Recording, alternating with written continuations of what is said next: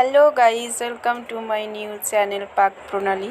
আজ শেখাবো কিভাবে খুব সামান্য উপকরণ দিয়ে সহজেই বাদাম নাড়ু বানানো যায়। প্রথমে আমি একটা কড়াইয়ের মধ্যে 100 গ্রাম চীনাবাদাম নিয়ে নিয়েছি এবং এই চীনাবাদামগুলোকে নেড়ে চেড়ে ভালোভাবে ভেজে নেব।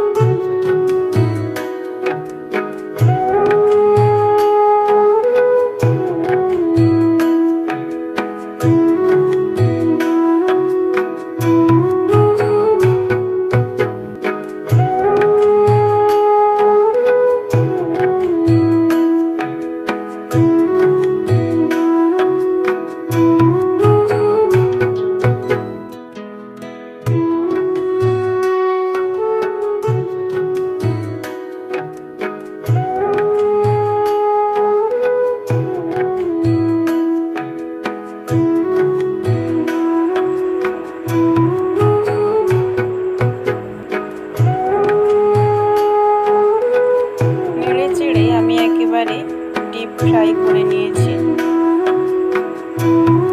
এরকম অবস্থায় নামিয়ে নিতে হবে। আমি এরপর একটা পাত্রে এগুলো নামিয়ে নেব। এরপর এগুলোকে খুব ভালোভাবে ঠান্ডা করে নেব, যাতে খুব সহজেই খোসাগুলো উঠে যায় বাদাম থেকে। দেখুন কি সুন্দর খোসা ছাড়িয়ে নিয়েছি। বাদামগুলোতে একেবারে খোসা নেই।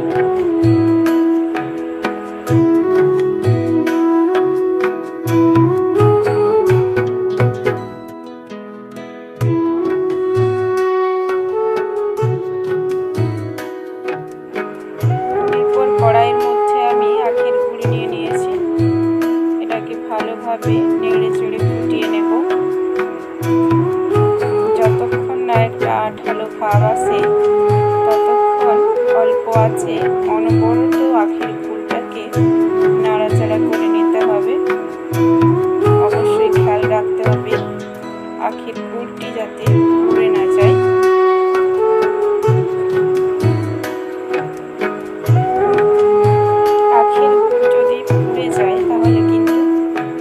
নাড়ুটা খেতে তেতো লাগবে।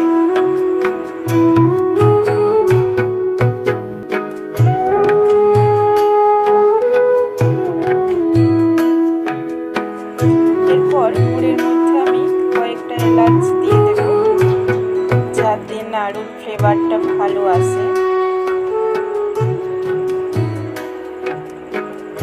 এলাচ দেওয়ার পরও আমি আবার ভালোভাবে নাড়াচাড়া করে নেব।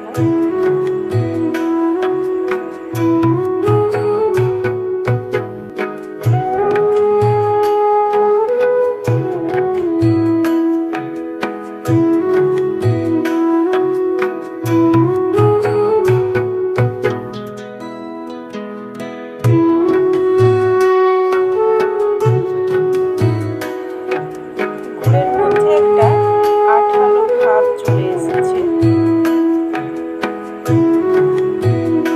এরপর আমি এই গুড়ের মধ্যে বাদামগুলো দিয়ে দেব।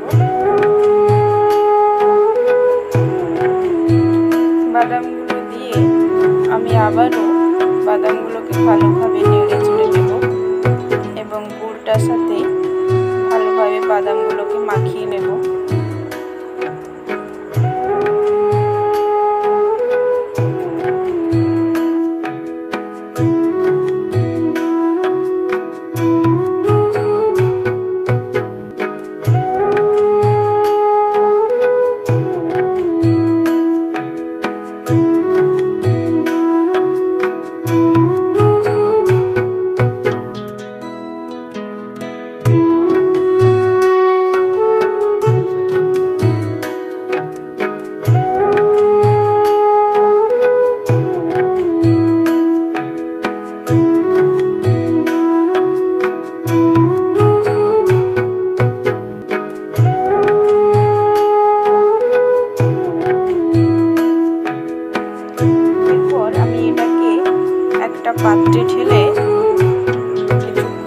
ঠান্ডা করে নেব।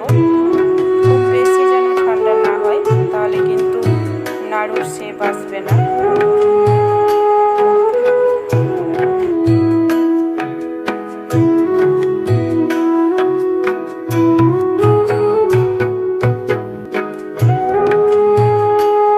হালকা ঠান্ডা হয়ে যাওয়ার পর আমি এগুলোকে নাড়ুর শেপ দিয়ে দিয়েছি। দেখুন কত সুন্দর দেখতে হয়েছে।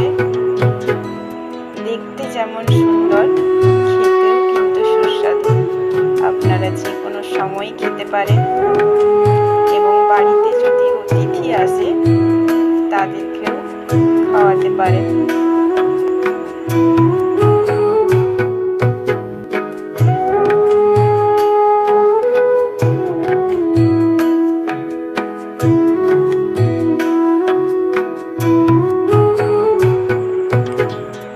তাহলে আজকের মতো বিদায়। দেখা হবে আরও নতুন কোনো পথ নিয়ে। ততক্ষণ ভালো থাকুন, সুস্থ থাকুন এবং চ্যানেলের সাথে থাকুন।